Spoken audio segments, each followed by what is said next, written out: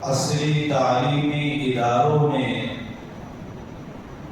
جہاں ہمارے بچے تعلیم حاصل کر رہے ہیں اسکولز وغیرہ میں ابھی موسم گرما کی سالانہ تعطیلات ہونے والی ہے اور یہ تعطیلات لمبی ہوتی ہیں، لہذا ہمارے لیے مناسب یہ ہے کہ تعطیلات کے ان ایام کو ہم ضائع ہونے نہ دیں، مفید کاموں میں استعمال کریں۔ اس کے لیے ہم پلاننگ کریں، منصوبہ بندی کریں کہ ان ایام کو، چھٹیوں کے ان دنوں کو ہم کس طرح اپنے اور اپنے بچوں کے لیے زیادہ سے زیادہ مفید بنا سکتے ہیں۔ تعطیلات کے ان ایام کو لاپرواہی، غفلت، سستی اور اسی طرح سے لا یعنی اور بیکار کے کاموں میں گزارنا یہ مناسب نہیں ہے اور یہ ہمارے لیے اور ہمارے بچوں کے فیوچر کے لیے، مستقبل کے لیے مفید نہیں ہے۔ ہمیں جاننا چاہیے کہ وقت اللہ تبارک و تعالی نے جو زندگی ہمیں دی ہے یہ ایک بہت قیمتی نعمت ہے۔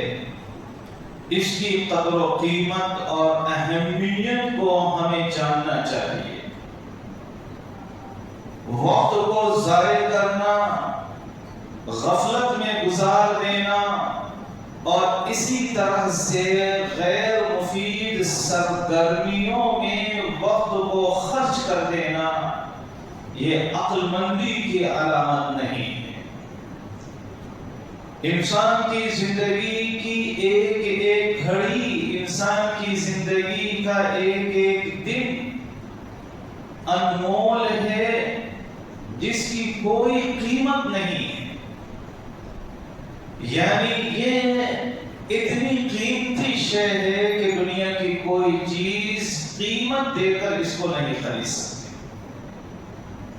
اسی وجہ سے قرآن کریم میں جگہ جگہ اللہ تبارک و تعالی نے وقت کی اہمیت کو بتانے کے لیے وقت کی قسم کھائی ہے۔ کہیں اللہ تبارک و تعالی نے عصر کے وقت کی قسم کھائی ہے، کبھی اللہ تبارک و تعالی نے واللیل کے ذریعے سے رات کی قسم کھائی ہے، کبھی والضحیٰ کے ذریعے سے صبح اور چاشت کے وقت کی قسم کھائی ہے۔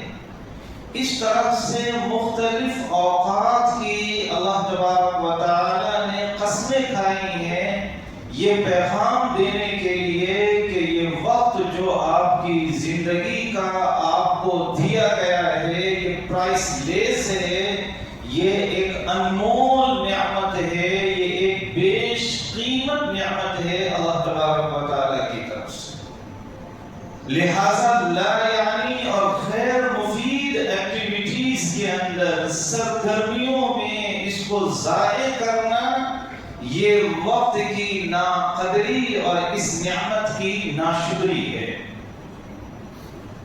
اللہ تبارک و تعالی نے قرآن کریم کے اندر ایمان والوں کو مخاطب کرتے ہوئے فرمایا اذا فرغت فانصب، کہ جب آپ ایک کام سے فارغ ہو جائیں تو دوسرے کام میں لگ کر اپنے آپ کو تھکائیں، بیکار نہ بیٹھیں۔ ایسا نہیں کہ ایک کام ہو گیا تو اب ہم اوقات کو ضائع کریں تفریح کے نام پر اور اسی طرح سے انٹرٹینمنٹ کے نام پر ہم اپنے اوقات کو لایعنی کاموں کے اندر برباد کریں۔ اللہ فرماتے ہیں کہ جب آپ ایک کام سے فارغ ہوں فانصب، تو آپ دوسرے کام میں لگ کر اپنے آپ کو تھکائیں۔ وَإِلَىٰ رَبِّكَ فَارْغَب، اور اپنے رب کی طرف راغب ہوں، اپنے رب کی طرف دلچسپی لیں، یعنی اپنے رب کی عبادت میں، اپنے رب کے ذکر و اذکار میں اپنے آپ کو لگائیں۔ یعنی اس آیت کے اندر کہیں نہ کہیں اللہ تبارک و تعالیٰ نے یہ پیغام بھی دیا ہے کہ جب آپ ایک کام سے فارغ ہو جائیں، اب بظاہر جو دنیاوی کام ہے وہ آپ کے پاس باقی نہ رہے، تو اللہ کے لیے اپنے آپ کو یکسو کر لیں، دین کے لیے اپنے آپ کو علیحدہ کر لیں، دین سیکھیں، اللہ کی عبادت کریں، اللہ کا ذکر کریں، اللہ کو یاد کریں، اور دینی کاموں کے اندر اپنے آپ کو لگا کر تھکائیں۔ ہمارے نبی صلی اللہ علیہ وسلم نے کتنی قیمتی بات بیان فرمائی ہے۔ رسول اللہ صلی اللہ علیہ وسلم کا ارشاد عالی ہے، نعمتان مغبون فیہما کثیر من الناس، الصحة والفراغ۔ دو نعمتیں ایسی ہیں، دو نعمتیں اللہ کی طرف سے جو دی گئی ہیں انسانوں کو، دو نعمتیں ایسی ہیں کہ اکثر لوگ ان دو نعمتوں میں غافل ہوتے ہیں، لاپرواہ ہوتے ہیں، ان کا صحیح استعمال نہیں کرتے۔ پہلی نعمت رسول اللہ صلی اللہ علیہ وسلم فرماتے ہیں کہ پہلی نعمت ہے الصحت، صحت۔ اللہ نے یہ صحت کی نعمت دی ہے، یہ بہت بڑی نعمت ہے۔ اس نعمت کا اندازہ آپ ان حضرات سے معلوم کریں کہ جن کے گھٹنوں میں آج درد ہے، زمین پر نہیں بیٹھ سکتے، جو صحیح طرح سے چل نہیں سکتے، ہاتھ اٹھانے میں بھی ہاتھ درد ہوتا ہے۔ بہت سارے لوگ فالج کے، پیرالائز کے شکار ہو جاتے ہیں، اور بہت سارے لوگ طرح طرح کی بیماریوں کے شکار ہو جاتے ہیں۔ ان سے پوچھا جائے کہ صحت کتنی بڑی نعمت ہے۔ ہیلتھ جو ہے، صحت جو ہے، یہی اصل دولت ہے، اور یہ کتنی بڑی نعمت۔ لیکن صحت کے زمانے میں ہم اللہ کی عبادت نہیں کرتے، اس کا صحیح استعمال نہیں کرتے، غلط چیزوں میں ہم اپنی صحت کو برباد کر دیتے ہیں۔ ہمارے نوجوان گٹکے کھاتے ہیں، نشہ کرتے ہیں، سگریٹ پیتے ہیں، طرح طرح کے مشروبات پیتے ہیں، غلط سرگرمیوں کے اندر حصہ لیتے ہیں، اور اسی طرح سے اور بھی بہت سارے کاموں کے ذریعے سے اپنی صحت کو خراب کر لیتے ہیں۔ جب یہ صحت چلی جاتی ہے تب پھر روتے ہیں، اس وقت رونے سے وہ صحت واپس آنے والی نہیں ہوتی۔ جب اللہ نے ہمیں صحت مند بنایا ہے، جب اللہ نے ہمیں جوان بنایا ہے، جوانی کی، نوجوانی کی دہلیز پر ہمیں اس عمر میں ہمارے جسم کا ہر پارٹ الحمدللہ صحیح فنکشن کرتا ہے، صحیح کام کر رہا ہے، یہ جو صحت کی نعمت ہے، اس نعمت کی ہمیں قدر کرنی چاہیے، اس کا صحیح استعمال کرنا چاہیے، اس کو تباہ و برباد ہونے سے ہمیں بچانا چاہیے۔ اور اس زمانے میں ہمیں دنیا کے اعتبار سے بھی، دین کے اعتبار سے بھی، دنیا بھی حلال زیادہ سے زیادہ کمانی چاہیے، اور دین کے اعتبار سے بھی اللہ کے سامنے ہمیں خوب عبادت کرنی چاہیے، خوب تلاوت کرنی چاہیے۔ ایک زمانہ وہ آئے گا کہ آپ زمین پر سجدہ کرنا چاہیں گے لیکن نہیں کر سکیں گے، کیوں؟ اس لیے کہ صحت ساتھ نہیں دے رہی ہے، اور ڈاکٹر نے کہہ دیا ہے کہ آپ کو چیئر پر ہی عبادت کرنی ہے، آپ چاہ کر بھی زمین پر سجدہ نہیں کر سکتے۔ ایک زمانہ وہ آئے گا کہ آپ چاہیں گے کہ ہم عمرہ کر لیں، حج کر لیں، آپ کے اندر طاقت نہیں ہوگی حج عمرہ کرنے کی۔ لہذا اس زمانے کے آنے سے پہلے یہ جو ابھی ہمارے پاس صحت ہے، اس صحت کی ہمیں قدر و قیمت جاننی چاہیے۔ یہ ہمارے نبی صلی اللہ علیہ وسلم کا ارشاد گرامی ہے، اور اس کا یہ مطلب ہے۔ دوسری نعمت جس کے بارے میں عام طور پر انسان لاپرواہ ہوتے ہیں وہ ہے الفراغ، خالی اوقات۔ جب انسان کے خالی اوقات آتے ہیں، یعنی کام اس زمانے میں نہیں ہوتا، طلبہ ہیں تو ان کی چھٹیاں ہو جاتی ہیں، تو ان خالی اوقات کو کیسے استعمال کریں، اس کے تعلق سے عام طور پر لوگ غفلت میں خالی اوقات، ایک تو کبھی مہینے میں خالی اوقات آتے ہیں، کبھی ہفتے میں سنڈے کا دن ہمارے پاس خالی رہتا ہے، مہینے میں بھی کچھ دن ہوتے ہیں کہ جن میں ہم کام سے فارغ ہو جاتے ہیں، سالانہ بھی کسی کو چھٹیاں ملتی ہیں، اسی طرح سے ڈیلی بھی بہت سارا ٹائم ایسا رہتا ہے کہ جس میں ہم خالی رہتے ہیں۔ اب ہم کیا کرتے ہیں؟ موبائل لے کر اس کو اسکرولنگ کرتے رہتے ہیں، ریل دیکھتے دیکھتے گھنٹوں گزر جاتے ہیں، اور اتنا سارا وقت موبائل کی نظر اور موبائل میں جو بے حیائی ہے اس کی نظر ہو جاتی ہے۔ تو یہ بھی خالی اوقات میں یہ لاپرواہی ہے اور خالی اوقات کا ضیاع ہے، لہذا جو بھی خالی اوقات ملے اسے غنیمت سمجھنا چاہیے۔ اسکولوں کی چھٹیاں ہو رہی ہیں، ان چھٹیوں کو غنیمت سمجھنا چاہیے اور ان چھٹیوں کو مفید کاموں میں جو بہتر سے بہتر ایکٹیویٹیز ہو سکتی ہیں ہمارے بچوں کے فیوچر کے لیے، روشن مستقبل کے لیے، ایسی ایکٹیویٹیز کے اندر سرگرمیوں میں ہمیں چھٹیوں کے ان دنوں کو استعمال کرنا چاہیے۔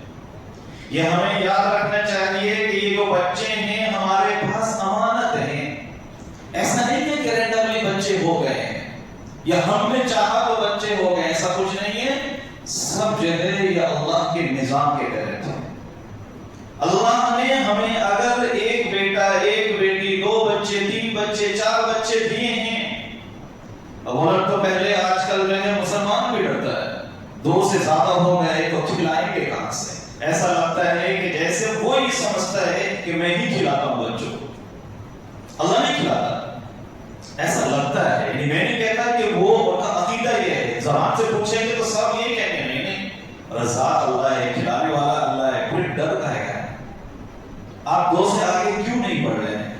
3 بچے ہونے میں آپ کو کس چیز کا ڈر ہے؟ 4 بچے ہونے میں آپ کو کس چیز کا ڈر ہے؟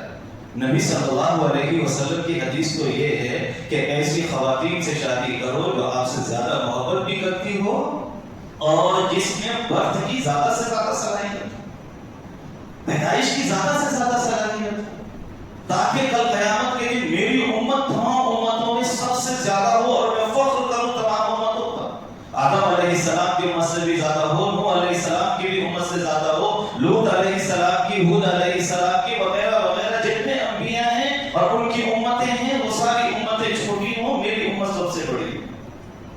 لیکن ہمارا جو مسلم طبقہ ہے وہ دوسرے مشن پر لگ گیا ہے، دوسروں نے جو پروپیگنڈا کیا ہے اور اتنے زور و شور سے پروپیگنڈا کیا ہے کہ ہم بھی متاثر ہو گئے، اور کہیں نہ کہیں ہمارے عمل سے ایسا لگتا ہے کہ اگر زیادہ ہو گئے تو کہاں سے آئے گا؟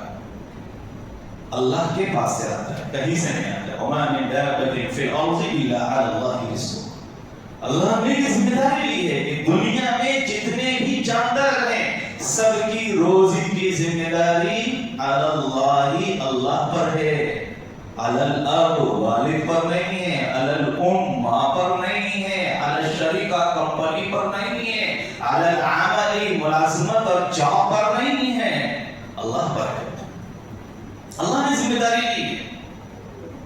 بہرحال یہ جو بچے ہیں ہمارے پاس یہ امانت ہیں، اور ان کی صحیح تربیت کرنا، ان کو صحیح نہج بتانا، صحیح راستہ بتانا، یہ ہماری ذمہ داری ہے۔ اللہ تبارک و تعالیٰ نے قرآن کریم میں فرمایا، اے ایمان والو، قوا انفسکم، اپنے آپ کو بچاؤ، وَأَهْلِيكُمْ، اپنے گھر والوں کو بھی بچاؤ، کس سے؟ نار، جہنم کی آگ سے۔ اللہ نے جو ہے مسلمانوں کو، ایمان والوں کو مخاطب کیا ہے کہ بچاؤ اپنے آپ کو، صرف کرو اپنے آپ کو، جہنم کی آگ سے بچاؤ اپنے آپ کو بھی اور اپنے بچوں کو بھی۔ آج کل ہماری ساری توجہ اس بات پر ہے کہ ہمارے بچے کو دنیا کے اندر کوئی پریشانی نہیں ہونی چاہیے، دنیا کے اعتبار سے ہمارے بچے کا جو فیوچر ہے وہ سیف ہو جانا چاہیے، اسے اچھی تعلیم دے دیں، اسے جو ہے اس کے لیے اچھے گھر کا انتظام کر دیں، اچھی ملازمت کا انتظام کر دیں، وغیرہ وغیرہ، یعنی اس کا فیوچر بالکل سیف ہو جانا چاہیے۔ دنیا کی تپش سے، دنیا کی گرمی سے، دنیا کی تکلیفوں سے، دنیا کی مصیبتوں سے، آزمائشوں سے ہمارا بچہ بچ جائے، محفوظ ہو جائے، سیف ہو جائے، یہ ہر پیرنٹس کی جو ہے فکر ہوتی ہے. بہت اچھی ہے، کوئی غلط فکر نہیں. لیکن اس سے زیادہ ضروری یہ ہے کہ ہم اس کی فکر کریں کہ قبر میں جو سوال و جواب ہونے والا ہے اس سے بھی ہمارا بچہ بچے. عالم برزخ کے اندر، قبر جس کو عالم برزخ کہتے ہیں، وہاں جو آزمائش آنے والی ہے، وہاں کی جو سردی گرمی ہوگی، وہاں کی جو آگ ہوگی، وہاں کی جو تپش ہوگی، وہاں کی جو آزمائشیں ہوگی، اور وہاں کا جو عذاب ہوگا، اس سے بھی تو ہمارا نونہال بچنا چاہیے، اس سے بھی تو ہمارا لخت جگر بچنا چاہیے. کل قیامت کے دن جب دو ہی ٹھکانے ہوں گے، کوئی تیسرا ٹھکانہ نہیں ہوگا، ایک جہنم اور دوسرا ٹھکانہ جنت. اس کے علاوہ کوئی تیسرا آپشن نہیں ہوگا. یا تو جنت میں جائیں گے یا جہنم جو ہے مقدر میں ہوگی. تو جہنم سے بھی ہمارا لخت جگر بچ جائے، جہنم کی آگ سے، جہنم کے عذاب سے جس کو برداشت نہیں کر سکتے، اس سے بھی ہمارا بچہ، ہمارا لاڈلا، ہماری بچی، ہماری لاڈلی بچ جائے. اس کی فکر کب کریں گے؟ اس کی فکر کیسے ہوتی؟ بس فارمیلٹی کے طور پہ ہوتی، اور کچھ نہیں. اس کی فکر کے لیے کوئی مضبوط نظام ہمارے پاس نہیں ہے. اس کی فکر کے لیے کوئی بڑا بجٹ ہمارے پاس نہیں ہے. اس کی فکر کے لیے ہمارے پاس ٹائم نہیں ہے. اس کی فکر کے لیے ہمارے پاس پلاننگ نہیں ہے. پلاننگ ساری کی ساری 60 سال کی زندگی کے لیے ہے. یہ جو 60 سال کی زندگی ہے، یہ جو شارٹ ٹرم لائف ہے، یہ کیسے بہتر ہو جائے. وہ جو زندگی آنے والی ہے، جو اینڈ لیس ہے، کبھی ختم نہیں ہوگی. وہ زندگی، وہ 60 سال کی نہیں، وہ 60,000 سال کی نہیں، وہ 60 لاکھ سال کی نہیں، وہ 60 کروڑ سال کی نہیں. اس کا کوئی اینڈ ہی نہیں ہے. وہاں موت نہیں آئے گی کسی کو. وہ جو زندگی آنے والی ہے، جو بہت لمبی زندگی ہے، ہمیشہ ہمیش کی زندگی ہے، اس کی فکر کرنے کے لیے ہمارے پاس کوئی منصوبہ بندی نہیں. اللہ نے قرآن کریم میں یہی تو کہا ہے کہ آپ اپنے آپ کو اور اپنے گھر والوں کو، اپنے بچوں کو بچاؤ. کس سے؟ جہنم کی آگ سے بچاؤ. یہ جو گرمی کی تپش ہے، جس کی وجہ سے ہم نے اے سی لگا لیا اپنے گھر کے اندر تاکہ بچے ذرا آرام سے رہیں، بہت اچھی بات ہے. قبر کے اندر بھی اے سی لگوائیے، میدان محشر کے اندر بھی اے سی لگوائیے، جنت میں بھی کوئی اپارٹمنٹ جو ہے خریدیے. جہنم سے دور رہنے کی، بھاگنے کی، بچنے کی بھی کوئی کوشش کیجیے. وہ زیادہ ضروری ہے، یہ بھی ضروری ہے، لیکن اس سے کہیں زیادہ وہ ضروری ہے. لہذا بچوں کی صحیح تربیت کرنا، بچوں کو صحیح راستہ دکھانا، یہ ہماری ذمہ داری ہے. ہم دنیا میں اپنے بچوں کے لیے ساری قربانیاں دینے کو تیار ہوتے ہیں. اپنے سے بہتر ان کو کپڑے پہناتے ہیں، اپنے سے بہتر ان کو شوز پہناتے ہیں، اپنے سے اچھا ان کو کھانا کھلاتے ہیں، اور ہم دعا کرتے ہیں کہ ہمارے سے بہتر ہمارے بچوں کی لائف اور زندگی ہونی چاہیے. ہم جیسے گھر میں رہ لیے ہمارے بچوں کا گھر ہم سے اچھا ہونا چاہیے. نبی صلی اللہ علیہ وسلم کا ارشاد گرامی ہے کہ کسی والد نے اپنے بچے کو وراثت میں اچھی تربیت سے بہتر کوئی چیز نہیں. آپ وراثت میں بلڈنگ چھوڑ کر جا رہے ہیں، پراپرٹیز چھوڑ کر جا رہے ہیں، بینک بیلنس چھوڑ کر جا رہے ہیں، مال و دولت چھوڑ کر جا رہے ہیں، یہ بہتر نہیں ہے. اچھی تربیت یہ سب سے بہترین چیز ہے. ما وصى والد والدا من خیر من ادب حسن. کہ کسی بھی والد نے اپنے کسی بھی بچے کو اچھی تربیت سے بہتر وراثت میں کوئی چیز نہیں. ایک دوسری حدیث میں رسول اللہ صلی اللہ علیہ وسلم کا ارشاد گرامی ہے، اکرموا اولادکم واحسنوا ادبهم. اپنے بچوں کا اکرام کرو، رسپیکٹ کرو ان کی. اپنے بچوں کی رسپیکٹ کرو، ان کو عزت کے ساتھ جو ہے ان کے ساتھ بہیو کرو. رف لینگویج ان کے ساتھ استعمال مت کرو، بازاری زبان ان کے ساتھ استعمال مت کرو. یعنی ایک مہذب انداز میں ہمیں بچوں کے ساتھ معاملہ کرنا چاہیے. اگر تھوڑے سے بچوں سے باتیں نہیں کرنی چاہیے. ہم بچوں کو رسپیکٹ دیں گے تو بچے ہمیں رسپیکٹ دیں گے.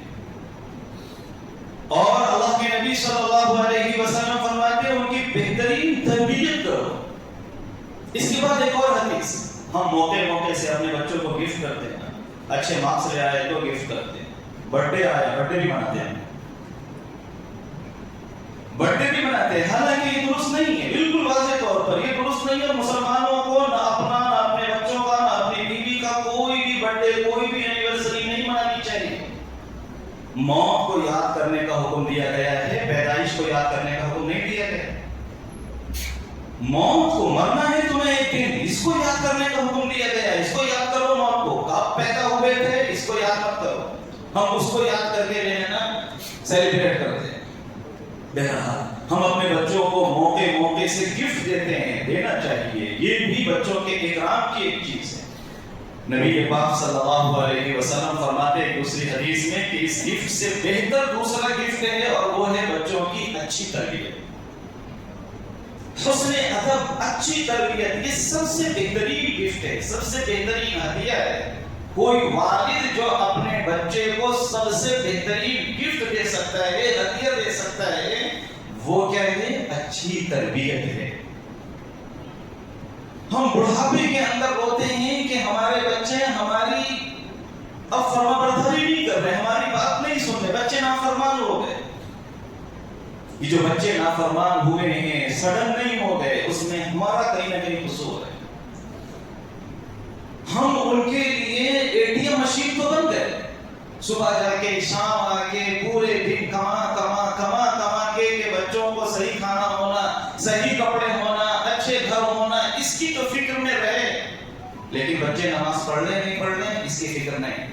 بچوں نے قرآن شریف پڑھ لیا نہیں پڑھ لیا اس کی فکر نہیں ہے. بچوں نے والدین کے حقوق بچوں کو معلوم ہے کہ نہیں معلوم ہے اس کی فکر نہیں. تو جب ہم نے اپنے بچوں کی صحیح تربیت نہیں کی، غلط تربیت ہوئی ہے، اچھی تربیت نہیں ہوئی ہے، جیسا پودا ہم نے لگایا ہے، تو ہم بعد میں اسی پودے کے مطابق ہی پھل اس سے توڑیں گے. املی کا پودا لگائیں گے تو آم تو اسے ملنے والے نہیں ہیں. لہذا بچوں کی صحیح تربیت کرنا یہ ہماری ذمہ داری ہے. آج کل کے ماحول میں خاص طور پر بچے جبکہ موبائل فونوں کے ذریعے سے، جس میں طرح طرح کے کارٹونز رہتے، طرح طرح کے گیمز رہتے، طرح طرح کے پروگرامز اس کے اندر رہتے، اور بہت سارے کارٹون ایسے ہیں، بہت سارے ویڈیو گیمز ایسے ہیں کہ غیر محسوس طریقے پر، یعنی ہمیں پتہ نہیں چلتا، اور ہمارا عقیدہ، ہمارا جو اسلامک بلیف ہے، ہمارا جو عقیدہ ہے، وہ آہستہ آہستہ کمزور ہوتا جاتا ہے، ویک ہوتا جاتا ہے. بہت سارے ایسے ہمیں پتہ بھی نہیں چلتا، محسوس بھی نہیں ہوتا. پھر ہمارا یہی بچہ، ہماری یہی بچی بڑے ہونے کے بعد توحید کی اس کے اندر کوئی اہمیت نہیں رہتی، اسلام کی اس کے اندر کوئی اہمیت نہیں رہتی، وہ سیکولر مسلم بن جاتا ہے. سیکولر مسلم یعنی کوئی مذہب نہیں ہے، مذہب سے کوئی لینا دینا نہیں، بس ایک جو ہے نیوٹرل ہم جو ہے انسان. تو اس طرح کے ماحول میں ہماری ذمہ داری ہوتی ہے کہ ہم نگرانی کریں اپنے بچوں کی، تربیت کریں ان کی صحیح. یہ جو چھٹیوں کا موقع آ رہا ہے، اس میں ہم ہمارے بچوں نے اگر قرآن کریم نہیں پڑھا ہے تو قرآن کریم پڑھانے کا اہتمام کریں، اس کو غنیمت جانیں. ہمارے جو پاس کی مسجدیں ہیں، وہاں اگر مکتب ہے، صباحی مسائی مکتب ہے، صبح کو شام کو مکاتب اگر چلتے ہیں تو وہاں بچوں کو لائیں. وہاں اگر گنجائش نہیں ہے تو پیسے خرچ کریں، بجٹ لائیں اور ایک سمر کیمپ لگائیں، اور اس کے ذریعے سے اپنے بچوں کی دینی تربیت کریں. ہم شادیوں پہ بھی تو خرچ کرتے، اپنے موبائلوں پہ بھی تو خرچ کرتے تھے، اپنی بائکوں پہ، گاڑیوں پہ بھی تو خرچ کرتے تھے. اپنے بچوں کے لیے دینی تعلیم کے لیے بھی خرچ کریں، اپنی جیب میں ہاتھ ڈالیں اور ایک بڑا بجٹ بنائیں تاکہ بہترین انداز سے جو ہے ایک سیٹ اپ تیار کیا جائے اور بچوں کی صحیح تربیت ہو اور ان کی دینی تعلیم اور دینی تربیت کا نظم کیا جا سکے. ہم گھر کے اندر نظام بنائیں چھٹیوں میں کہ نمازوں کے جو اوقات ہیں ان میں اپنے بچوں کو اپنے ساتھ ہم مسجد میں لے کر آئیں. خاص طور پر وہ بچے جن کو مسجد میں لانے کا حکم دیا گیا ہے. کتنے سال کی عمر ہے؟ وہ 5 سال کی عمر سے مسجد میں لانے کا حکم دیا گیا. وہ جو 5 سال کا بچہ ہے اس کو تو ہم گھر چھوڑ کے آتے ہیں، اور وہ جو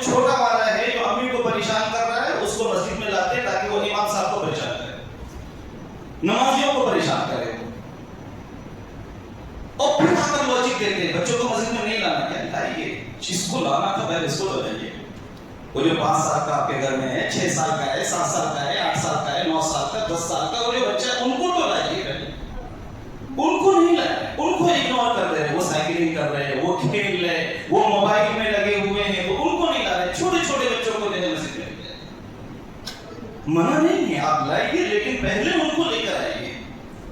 نمازوں کا اہتمام ہونا چاہیے. قرآن کریم دیکھیں کہ ہمارے بچے قرآن جانتے نہیں جانتے. آج ایک بڑا المیہ یہ ہے خاص طور پر حیدرآباد جو اردو تہذیب کے حوالے سے ایک مرکزی حیثیت رکھتا ہے. ایک روشن تاریخ ہے اردو کے حوالے سے حیدرآباد کی. اردو زبان کہتے ہیں یہاں پیدا ہوئی ہے، یہاں پلی بڑھی ہے. قلی قطب شاہ جو حیدرآباد کے بانی ہیں وہ اردو زبان کے بہت بڑے شاعر تھے. لیکن آج ہماری اردو زبان کے حوالے سے ہماری حالت کیا ہے؟ خاص طور پر جو ہماری اب نئی نسل آ رہی ہے اس کی حالت کیا ہے؟ ہم اردو پڑھ نہیں سکتے. رومن اردو ہمیں چاہیے، انگریزی کے حروف میں اردو ہمیں چاہیے. یعنی ہمارے بچوں کو اردو پڑھنی نہیں آتی ہے.